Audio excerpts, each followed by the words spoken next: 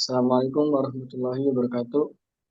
Perkenalkan kami dari kelompok 9 dari program studi K3 dari kelas C25A3. Ini kelompok kami akan mempresentasikan tentang tugas TIK, yaitu review course dari aplikasi Budaya K3. Kelompok kami terdiri dari 4 mahasiswa. Yang pertama ada Fatia Salsabila dengan NIM 0325111099. Kemudian Anindya Kaila dengan NIM 03251112 dan Fazra Cantika dengan NIM 0325111124 dan terakhir Abdul Ghani dengan NIM 0325111133. Dilanjut. Kemudian latar belakang course yang kami pilih ini adalah e-learning dari aplikasi Budaya K3 dengan platform Android atau Google Play Store. Pokok pembelajarannya yaitu tentang dasar-dasar K3, alat pelindungan diri atau APD, rambut keselamatan, budaya 5R, serta Kiken Yoshi Training atau KYT. Cara belajar yaitu dengan mandiri dan bisa belajar kapanpun.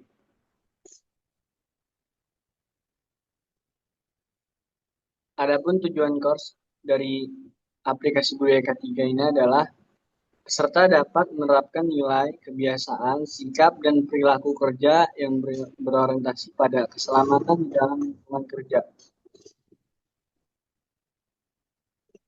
Course ini bertujuan agar peserta memahami dasar-dasar K3, mempelajari konsep dan prinsip keselamatan kerja, mengenal penggunaan APD, serta terbiasa mengenali bahaya dengan metode KYT.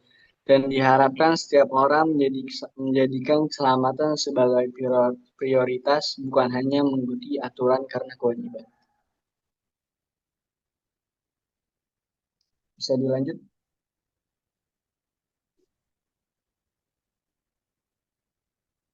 Ini siapa?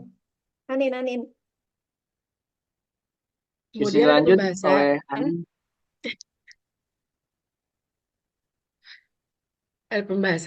yaitu aplikasi budaya K3 menyediakan beberapa materi pembelajaran utama, yaitu pengenalan K3, kayak konsep dasar keselamatan dan kesehatan kerja.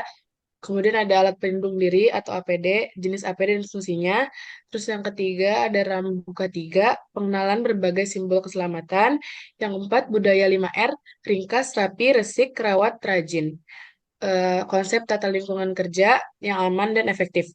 Yang kelima, Kikenyochi Training atau KYT, metode identifikasi bahaya secara sistematis. Dan terakhir ada post-test untuk mengukur pemahaman sesudah belajar.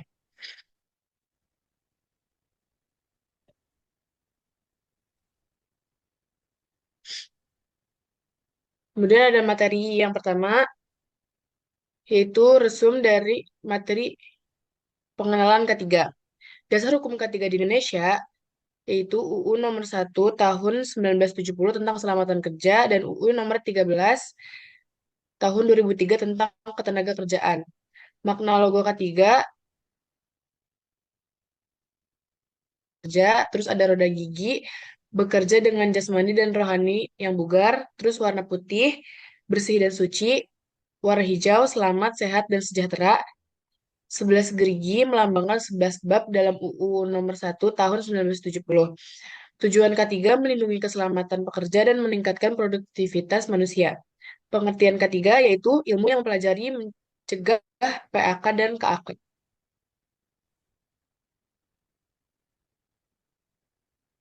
Lalu ada materi kedua, yaitu resum dari materi penggunaan APD.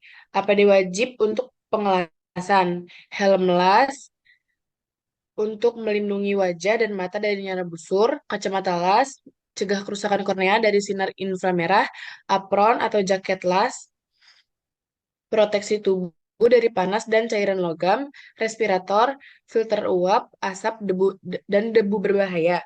Pelindung telinga, cegah kerusakan pendengaran akibat bising, sarung tangan kulit, lindungi tangan dari panas dan radiasi, sepatu safety, lindungi kaki dari percikan logam panas. Terus langkah saat terjadi kecelakaan kerja. Datangi korban, cek bagian tubuh yang terluka, cek kesadaran jika pingsan, ambil P3K dan lakukan pertolongan. Yang terakhir, jika luka parah, segera bawa ke rumah sakit.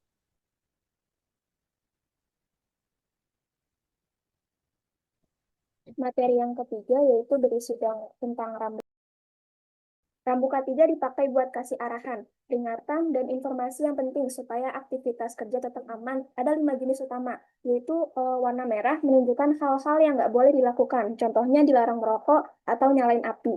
Yang kedua ada warna biru, info tentang pelindungan atau prosedur yang wajib dipatuhi. Misalnya wajib memakai helm, wajib memakai masker atau sarung tangan. Yang ketiga ada warna kuning, ini menandakan ngasih warning soal potensi bahaya. Contohnya bahaya listrik atau bahaya bahan beracun, dan jalanan licin.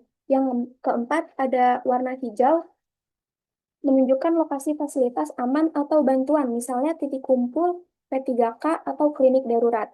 Yang kelima ada pemadaman kebakaran berwarna merah kotak, penanda lokasi peralatan darurat kebakaran. Contohnya di sini ada APAR, hidran, atau alarm kebakaran.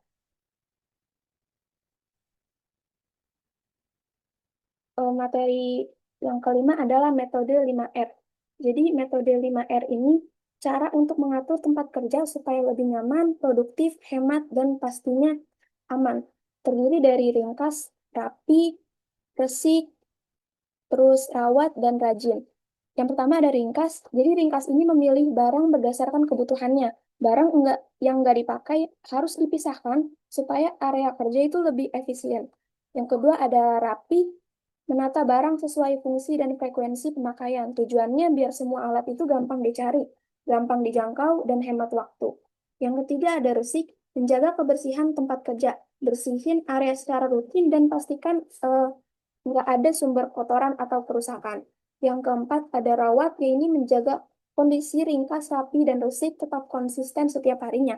Yang kelima ada rajin, membangun kebiasaan disiplin untuk terus-menerus menerapkan 5R setiap saat. Yang terakhir ini ada materi dari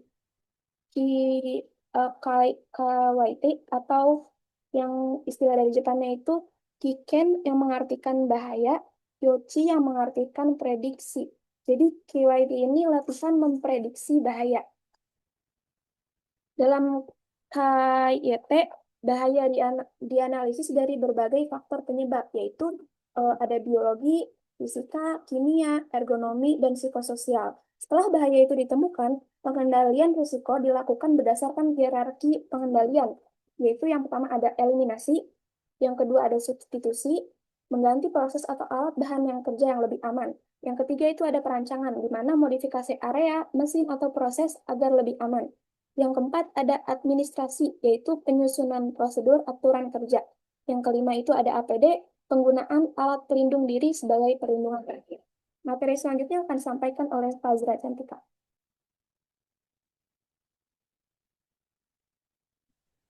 Selanjutnya ada post-test. Untuk bagian post-test, menurut kami penerapannya sudah cukup bagus. Jumlah soalnya ada 25 dengan waktu 25 menit. Dan seluruh pertanyaannya tetap sesuai sama materi yang sudah disampaikan di course. Jadi, post-test ini efektif buat mengecek apakah peserta benar-benar paham isi materi tanpa ngasih soal yang keluar konteks. Selanjutnya.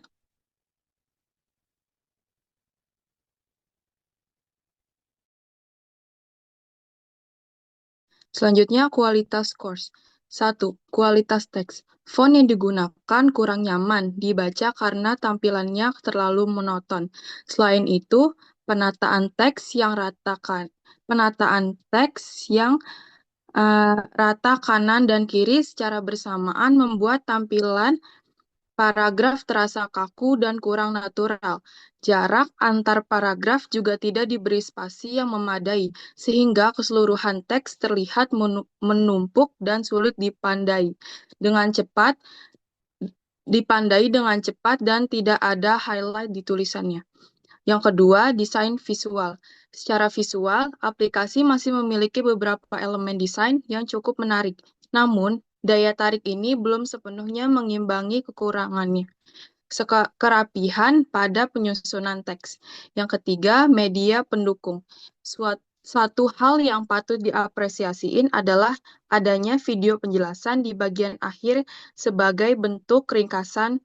Fitur ini membantu penggunaan memahami inti materi dengan lebih cepat dan jelas. Selanjutnya.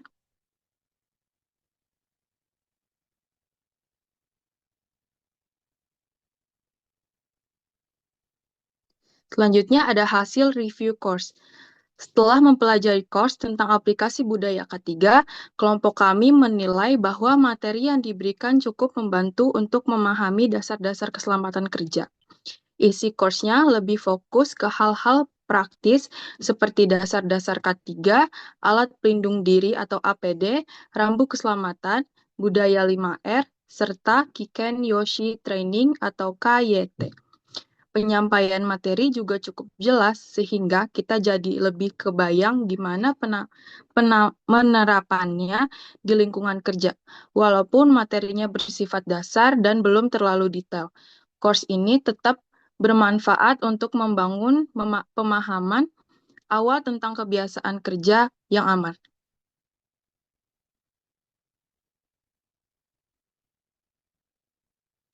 Itu aja, sekian presentasi dari kami. Wassalamualaikum warahmatullahi wabarakatuh.